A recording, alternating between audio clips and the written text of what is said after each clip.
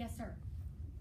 Realistically, when you go to these college visits and they tell you it's going to be about $15,000 a year to go to school here, through FAFSA, what's the realistic goal of the amount of money you can get to Okay. help that person go to Okay, college? so a freshman student can borrow $5,500.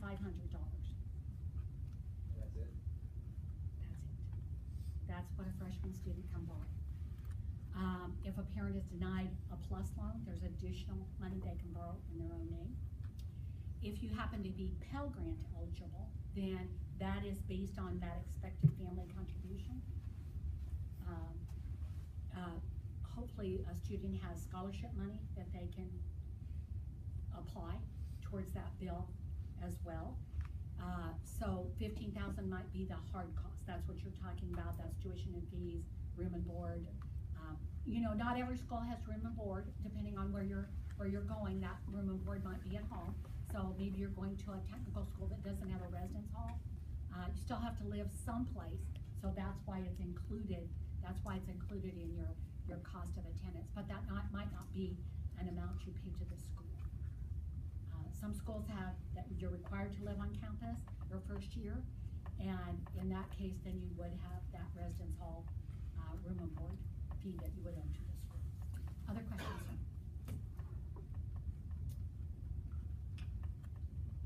So let me say this, because I'm not representing Emporia State.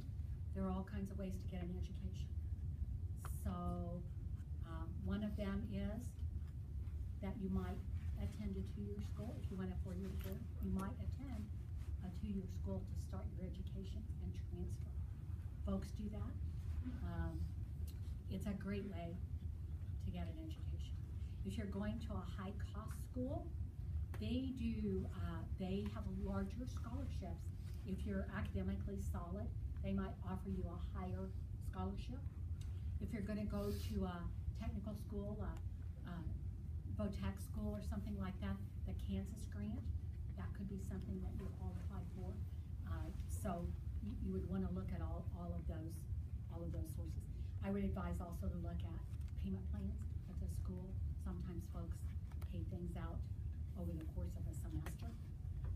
For you students, save your graduation money. I know it's tempting to buy something. Save your graduation money. Work some over the summer, have some fun and work some.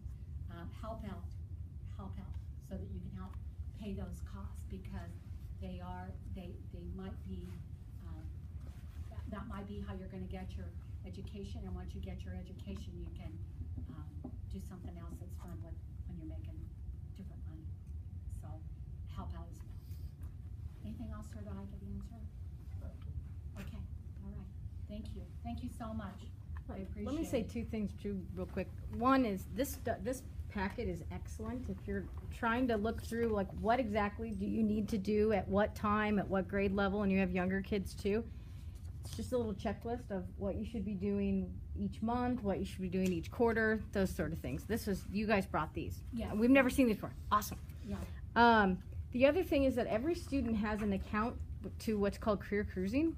We've been working with these kids, all these kids, since sophomore year with their 5-year plans and their college visits, all those sorts of things. You can do directly on that Career Cruising site, which means if they have a college that they're interested in, they can narrow it down to the scholarships and the careers that best meet the college and the scholarship that best meets that career and college. There's scholarship opportunities everywhere on that Career Cruising site. If you don't remember, and they have general ones, yes. Yeah. And I will tell you from experience, I was the first one to go to college in my household. I had no idea what I was doing. I didn't fill out any scholarship. Not a one. And I went to Benedictine. And if you can imagine, it's $32,000 to go to Benedictine. It was $18,000 when I went. But that was still a huge chunk of money that my parents didn't have.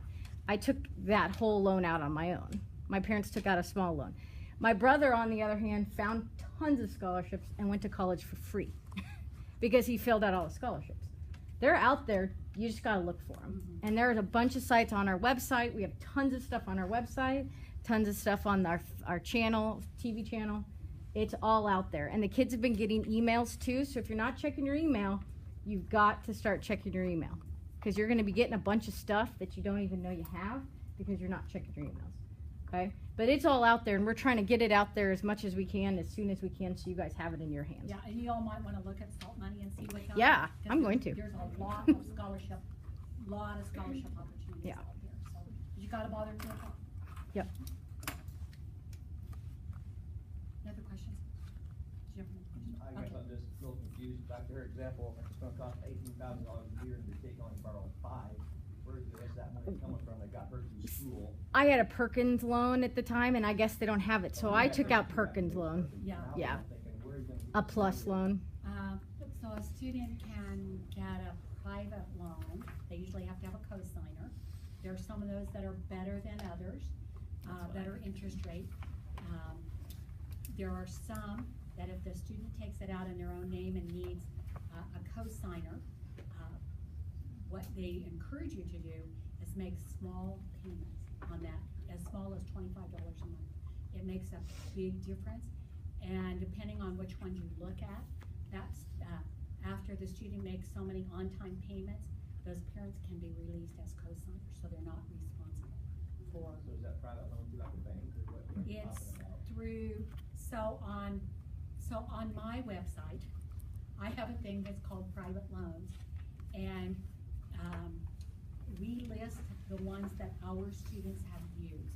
That might be a resource that you could go out on there and take a look at those and see what the criteria is. I'm not allowed to recommend a loan. I can tell you what I use. I use Sally Mae, and I've used it for 18 years. I've been in school since I went to college. Now they've changed. I can't remember. Navient now? Navient now does Yeah. Sally Mae. Yeah, and I've had loans. very good luck. My percentages are very reasonable. My interest rates are always been really good, so. As someone that works student loans, I worked for Citibank for 10 years. When they apply to college and they do their FAFSA, that reward letter is gonna say, this is what they get subsidized. This is Mhm. the plus loan, that's the parent's obligation, or if you don't qualify as a parent for that, this is the unsubsidized loan.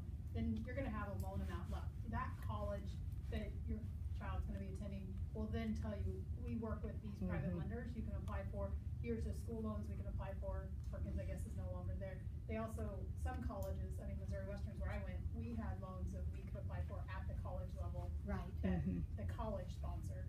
right. Your work study, I mean, that Exactly. FAFSA is your first step. Right, And then right. it will tell you your next steps, and then the college, if you don't have all your answers there, then go to the college. And they're Yeah. gonna- Good, thank you. Yeah, and on the private loans, schools do it 2 different ways. So you have a preferred lender list or you don't. So a preferred lender list is sort of like, these are the ones we are recommending.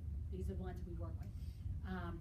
Or you could have where these are the places where our students borrowed money in the last 3 years.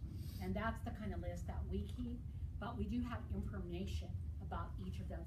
And likely whatever school you're looking at has that same information out there about how, most of the time, students have not established credit in their own name, which is why they need a cosign. If I could add one thing, it would just be to make sure that you are applying, or your student is applying for scholarships that require an essay. A lot of students don't, it's too much work, it's, Mhm. they're busy, whatever, but a lot of, their chances are increased if they do, because a lot of students do not apply for those, so. It's true. There's extra money that's available. There's some things, we tend to have to fill out lots of recommendation forms as well. And years ago, we had kids coming to us the day before the recommendation was due, and we don't have time to try to get a nice letter of recommendation to your kids the day before a letter is due. So if you on chance want a letter or some sort of something from a teacher, I write them all the time for kids. Joanne writes them all the time for kids as a counselor, and teachers are writing some. But they do not like it when you come to them and say, this is due tomorrow, here's all the stuff, can you get it ready? Because No, we really no. like to take our time to invest in writing a good letter so you have the best opportunity to get the money that you need. Now, can that letter be used Yep. multiple times? Which typically is what we do. Okay, So yes, alright. yeah, lots of times you will have 3 people that you'll use, and you'll just use the 3 people over and over and over again. Okay. No problem with that. Also, another caution, that because we've seen this happen, if it's a music scholarship, Yeah. don't ask your English teacher to write the Exactly. recommendation unless you need it for additional. The real Yeah. one you want there is Yeah. for the music teacher. Yeah. Because that person knows about that criteria for that scholarship. They know how to help you best. Okay. That we do. Yep. The other thing is if a scholarship is renewable, for heaven's sakes, next year renew, and this is a horror story. We have the state, so if you're named a state scholar, once you're named a state scholar, you're always a state scholar. And many times a freshman student will not get that state scholar funding because they fund from senior on down. But you might get it the next year, and I will tell you, we reach out to our students who we know are state scholars, and I probably had 2 years ago, I probably had 12 to 15 students who gave up $1,000 because they would not fill out the application and send in the $12. And I'm telling you, they should know me well enough, I'd have given them $12 to apply.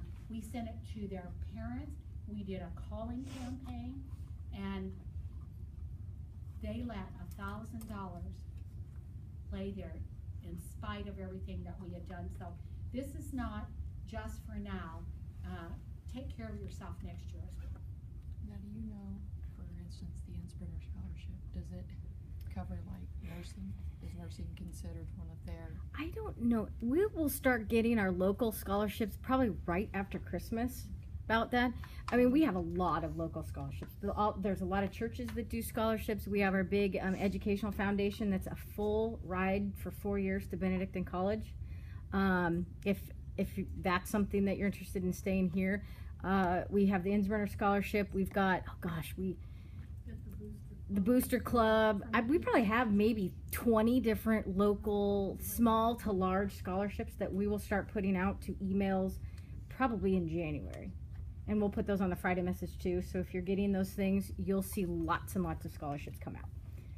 The Friday message tends to be very heavy senior driven second semester because it's all about you guys at that point. And one thing I would say is go for those $500 Mhm. Absolutely. Yeah, I money's money. can't tell you the number of times in the past I've heard seniors go, well, I'm not gonna do that, that's only $500. Oh, we have heard that. Well, if you have $500 sitting around, Yeah, you know, it hand might it pay over. for your books if You you know? rented them or went to Yeah. half.com, it might buy Yeah. books for a semester. Now, what happens if you have Yeah. too much? Think how much, Can you have too much? at minimum wage, you'd have to I work. mean, the odds are earn not, $500. but is it So, possible? you What do could- you do? You just don't take it. I would assume if you have, let's say you got a whole bunch of scholarship money and it's way over what the school is going to cost, do you just not take that money, or Not take the scholarship money? yeah, do you just not take? So let's say the school is $5,000 and you got a $10,000 with all of your scholarships combined, you got $10,000. They're gonna give you a refund, save it for next year. Well, there you go. Okay. Sweet. Scholarship money is yours. Awesome. Scholarship money is yours. Very cool. Isn't that dependent on the school? Hmm? So, I thought that was dependent on the school. Some won't Well, give if you it's not, access. if it's not their money, they can't keep it. There are some schools who will reduce their own awards if you get enough outside. Philosophically, I have an opinion about that, but, I know, but I'm just, for some of the schools in this area, they will not give you a refund. Either they'll hold it for your next semester, or you have to prove you need it for books. and is it federal money or is it just scholarship money you're talking about? I Because have if it's your trouble, I have federal trouble money- personally with both, so that's why I was I'm gonna say, if making it's your sure. federal money, it's illegal to hold your refund beyond the end of the term. I can tell you that flat out, and I would I don't know, I would never hold a student scholarship money. If the scholarship said it is for fall and spring, then I would split it and I would give half in fall, and I would apply to spring. If it does not say that,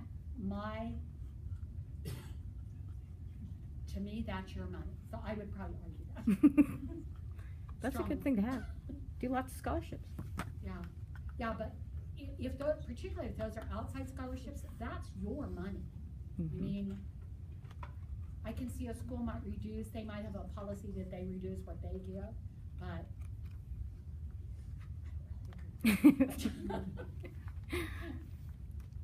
Guys have any other questions? All right. Thank you so much. It's always wonderful to come here. I